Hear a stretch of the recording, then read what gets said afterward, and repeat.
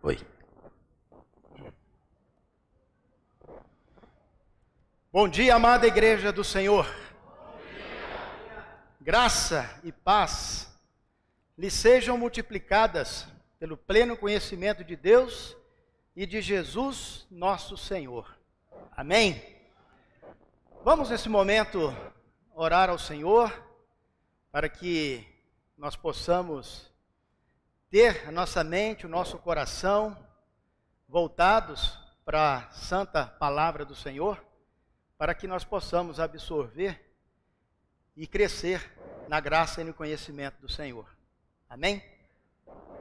Senhor Deus, Pai de poder, graça, misericórdia, muito obrigado ao Senhor por esta manhã tão maravilhosa que o Senhor nos dá, para que possamos juntos aqui, como uma família, poder prestar este culto de adoração ao Senhor, que merece toda a honra, toda a glória, e que possamos, ó Pai, fazer isso de uma maneira piedosa, de uma maneira com o temor que o Senhor merece. E que neste momento o Senhor nos ajude a absorver o ensino que vem do Senhor para as nossas vidas, com o objetivo, Pai, de servir melhor ao Senhor, através da graça e do conhecimento que o Senhor nos dá. Em nome de Jesus nós oramos e agradecemos. Amém.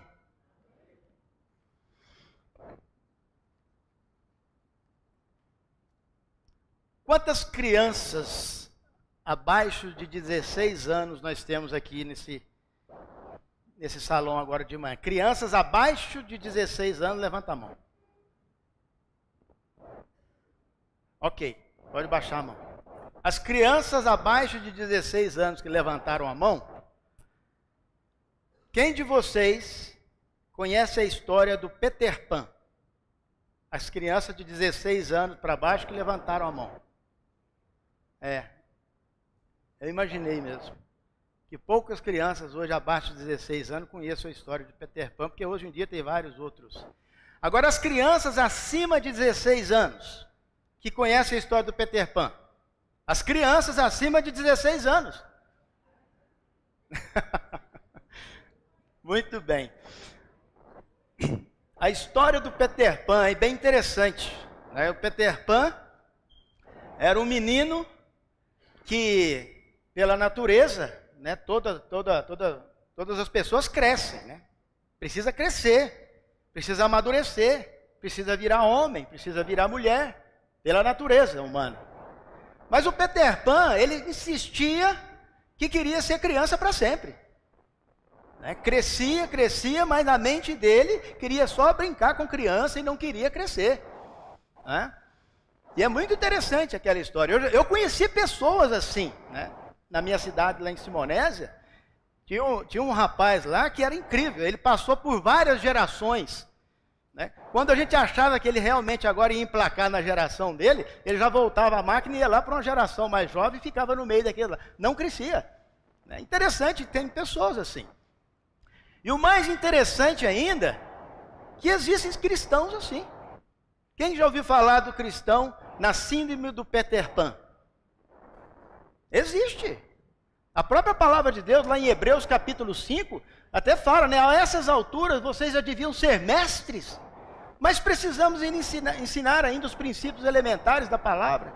Enfim, até mesmo, né, dentro, né, do corpo de Cristo, dentro da igreja do Senhor, existem cristãos com a síndrome do Peter Pan.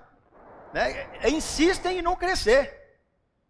Mas a palavra de Deus, ela orienta a todos crescerem.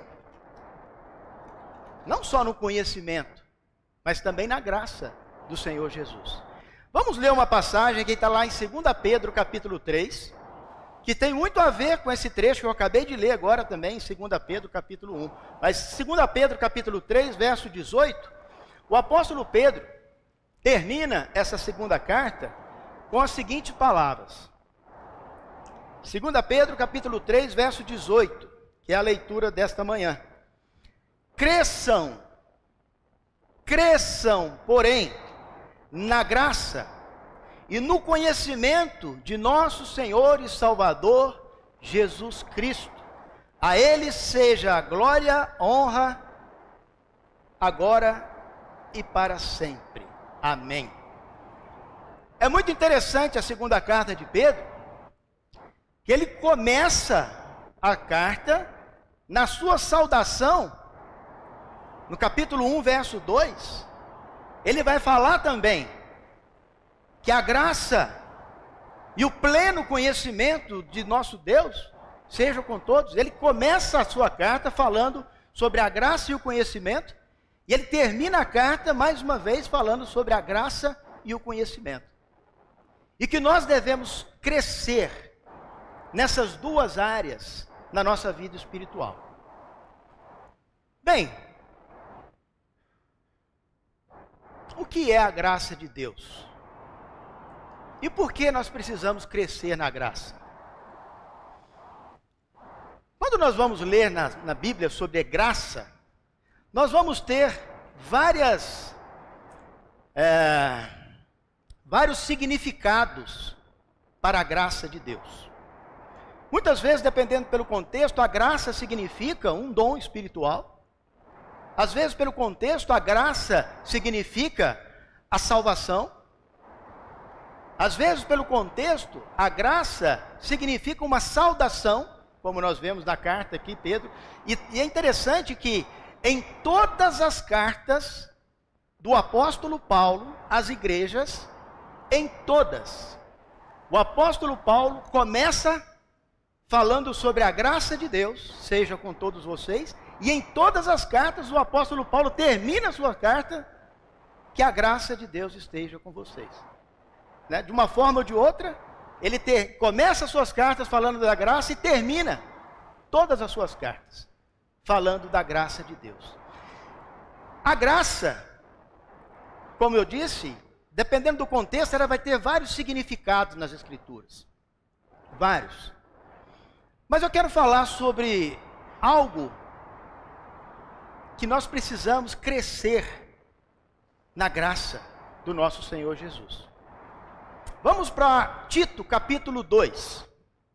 Vamos entender um pouquinho sobre a graça em Tito, capítulo 2.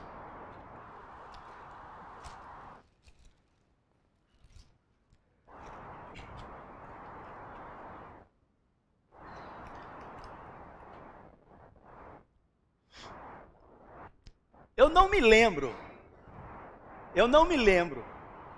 sinceramente, se eu tive uma professora dando aula para mim, chamada Graça. Mas eu lembro que na minha cidade tinha uma professora, e todos, eu não sabia se o nome dela era Graça ou não, mas todos chamavam ela de Graça. Né? Não sei se alguém conhece alguma pessoa que se chama Graça. Então, ótimo. Então, você sabia que a graça de Deus é uma professora? Você sabia disso? A graça de Deus, ela é professora. É a professora Graça. A professora Graça. Olha só Tito capítulo 2, verso 11. Porque a graça de Deus se manifestou salvadora a todos os homens.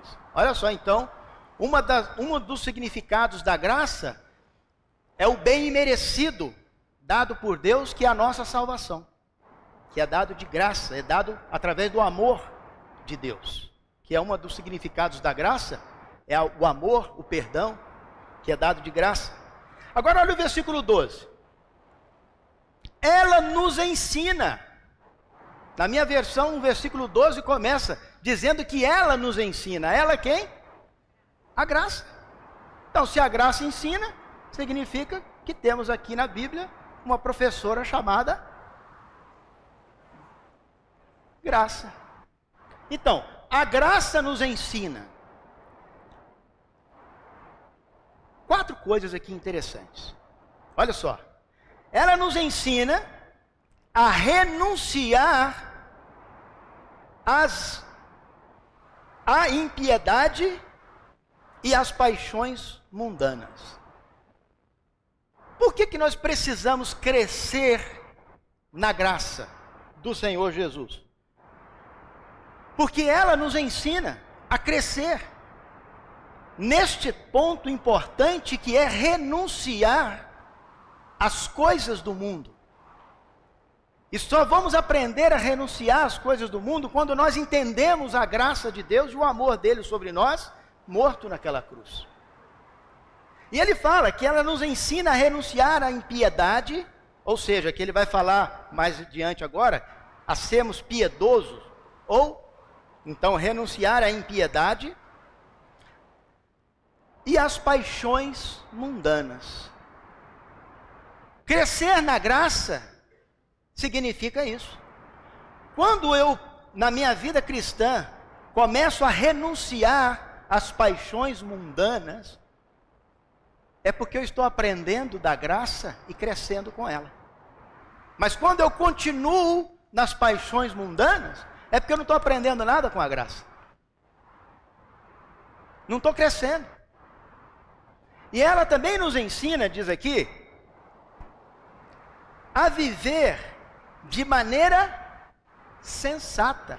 Mais uma coisa que a graça nos ensina. Sermos pessoas sensatas.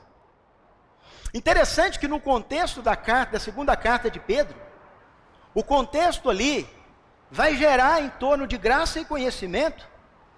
E o capítulo 1 da segunda carta de Pedro, ele vai falar sobre a graça de Deus, sobre a salvação, sobre a regeneração.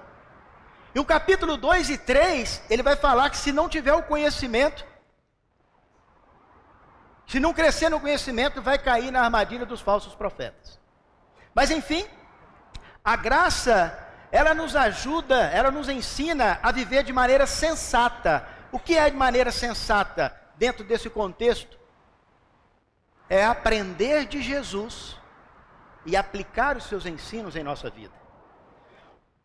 O apóstolo Paulo escreveu aos Gálatas, porque os Gálatas, eles estavam aprendendo um novo ensino voltando ao judaísmo, e eles estavam retrocedendo. E no capítulo 3 de Gálatas, Paulo fala: ó Gálatas insensatos, quem é que enfeitiçou vocês? Os cristãos da Galácia perderam a sensatez. Por quê? Não estavam dando ouvido à professora. Graça. Então a graça nos ensina a viver de maneira sensata, aprende de Jesus e aplica. E aí a graça também diz aqui no verso 12, que nos ensina a viver de maneira justa, de maneira piedosa, nesta presente era. Olha que interessante isso. Ou nesta era presente, ou seja, nos tempos atuais. E por que é importante vivermos de maneira sensata, piedosa e justa na presente era? Se você ler o livro de Gênesis, no capítulo 6, quando Deus chama Noé, o que existia na presente era da geração de Noé? Como é que estava o mundo, diz lá? Totalmente corrompido naquela presente era. E Deus, quando chama Noé, ele vai falar sobre algumas características de Noé naquela presente era. Vamos para Gênesis capítulo 6. Olha que interessante. Gênesis capítulo 6, verso 9. Gênesis 6, 9. Esta é a história da família de Noé. Era homem justo, íntegro, entre o povo da sua época. Ele andava com Deus, piedoso, temor, reverência. Noé gerou 3 filhos, Sem, Cã e Jafé. Olha que interessante, as características de Noé, que a professora Graça nos ensina, para que vivamos na presente era, porque o mundo de hoje não está diferente do tempo de Noé, não, hein? Ou tá? Fala lá em Gênesis capítulo 6, que Deus ia trazer o dilúvio Porque toda a inclinação do homem era toda para o mal. E hoje como é que é? Como é que está a inclinação do homem? E por que a graça quer nos ensinar a viver? Tirando de lado as paixões mundanas. Viver de maneira sensata, piedosa, justa na presente era. Porque nós precisamos refletir para o mundo a salvação, porque vai ser destruído de novo. Agora é para sempre. A palavra de Deus fala que o mundo vai ser destruído e que vai ser um dos temas da segunda carta de Pedro, lá no capítulo 3. Então a graça, ela nos ensina. Por que nós precisamos crescer na graça de Jesus? Porque ela nos ensina como viver. Ela nos ensina como lidar, nosso relacionamento com Deus, com o próximo. E nós somos hoje a esperança do mundo para a salvação. Os cristãos são a esperança do mundo.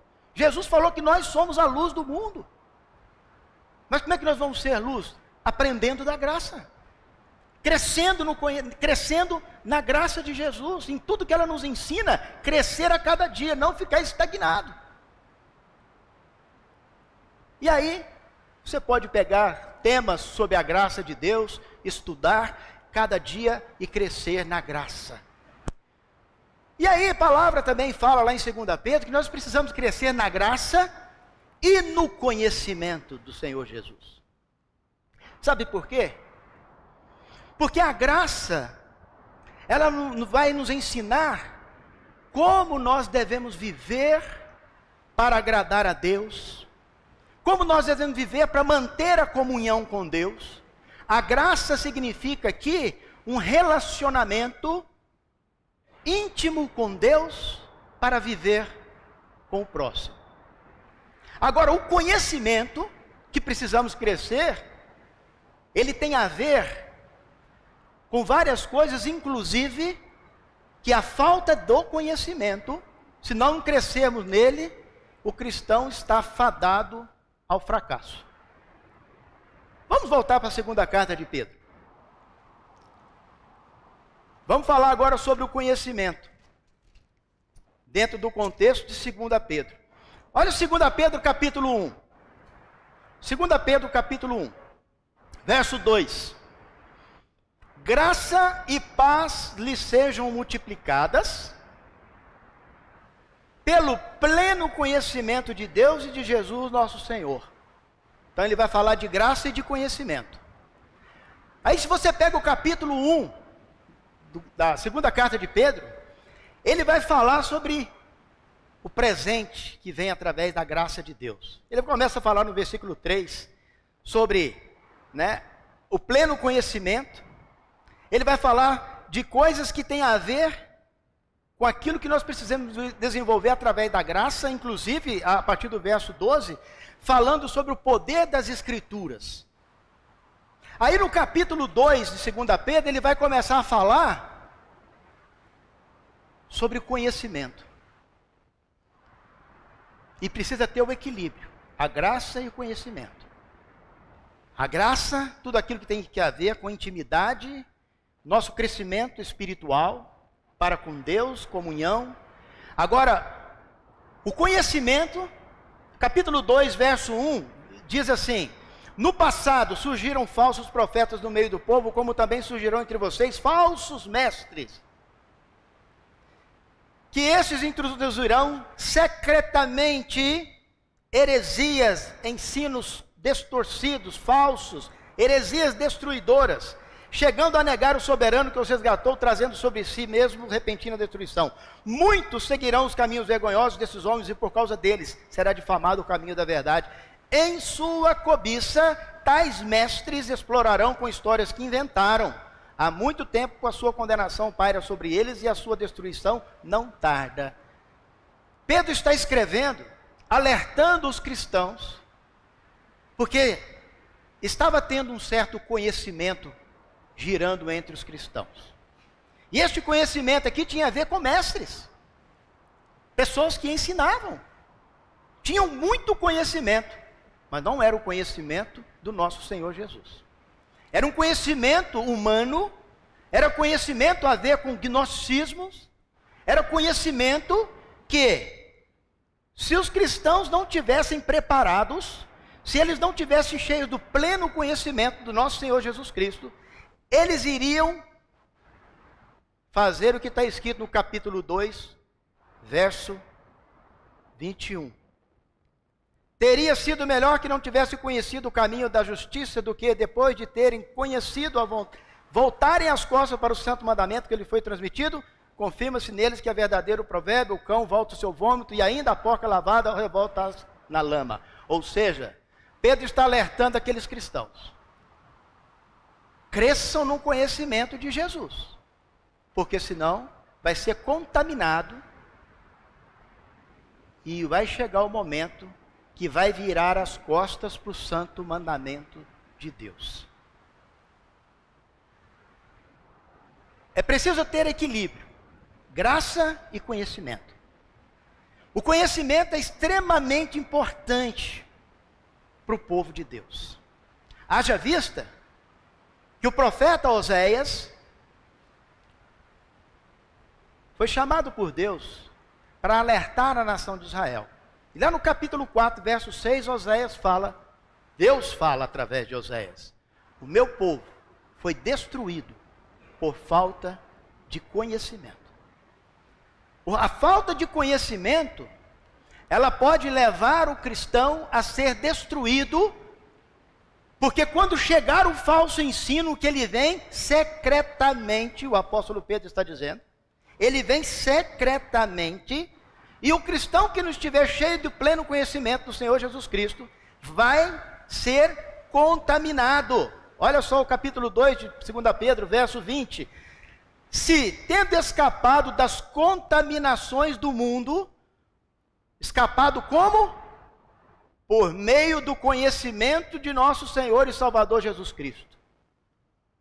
Se tendo escapado, você conheceu, escapou da contaminação, não pare nesse conhecimento rasinho, cresça no conhecimento de Jesus, porque você já escapou. Cuidado, se você parar de crescer no conhecimento, você vai ser enredado de novo pelas contaminações. Versículo, continuando, né? Encontra-se novamente nelas, nas contaminações, e por elas dominados, então este estado é pior do que o princípio. Por que o apóstolo Pedro, o Espírito Santo, está nos dizendo que nós precisamos crescer no conhecimento de Jesus? Porque é o nosso escudo contra as flechas inflamadas do diabo através de falsos ensinos.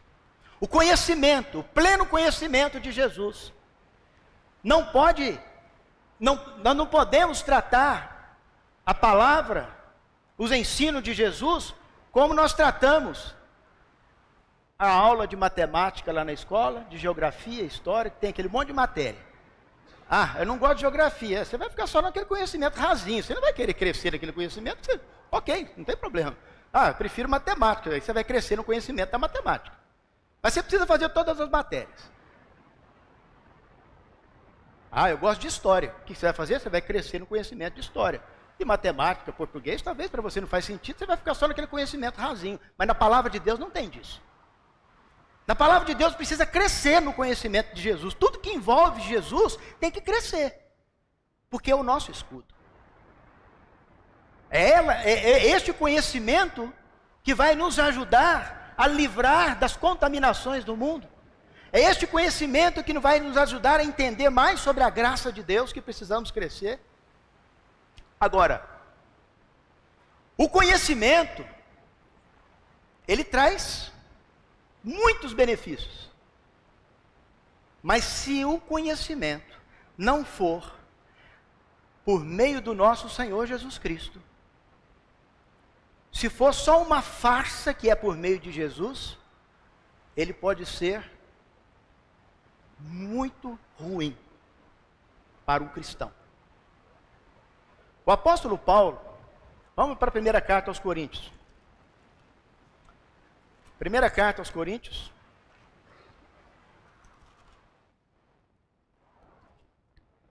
capítulo 8. 1 Coríntios, capítulo 8. Olha só. Vamos ler o verso 1 primeiro. 1 Coríntios 8, 1. Com respeito aos alimentos sacrificados aos ídolos, sabemos que todos temos conhecimento. O conhecimento traz orgulho, mas o amor edifica. O amor aqui simboliza, no nosso contexto, a graça. Se tiver só o conhecimento, sem o amor, sem a graça, o conhecimento vai trazer orgulho. Sabe o que estava acontecendo aqui na igreja em Corinto? Pessoas que se achavam que tinham muito conhecimento, não, conheço, Deus me dá a liberdade, eu tenho a liberdade de comer, de entrar num templo do ídolo, comer aqueles animais sacrificados, eu tenho a liberdade em Cristo, eu tenho o conhecimento de que isso não me faz mal. Eu tenho esse conhecimento. Se você pensa que tem esse conhecimento, você não tem. Olha o versículo seguinte. Verso 2. Quem pensa conhecer alguma coisa, ainda não conhece como deveria. Paulo está dizendo para eles, se você acha que conhece a Deus e sabe que Ele te dá liberdade de fazer isso, e dá, porque isso, qualquer coisa que pode ser sacrificada a ídolo, isso para Deus não é nada. Se você tem esse conhecimento, cuidado com a liberdade ao usá-lo. Porque se você usar ele, se você usar o conhecimento de uma forma que vai levar o seu irmão mais fraco, que não tem certo tipo de conhecimento, a pecar, o seu conhecimento está trazendo destruição para o próximo. Ou seja, se nós conhecemos a palavra, se nós conhecemos aqui a relação bem direta sobre comida sacrificada a ídolos, mas podemos trazer para o nosso contexto.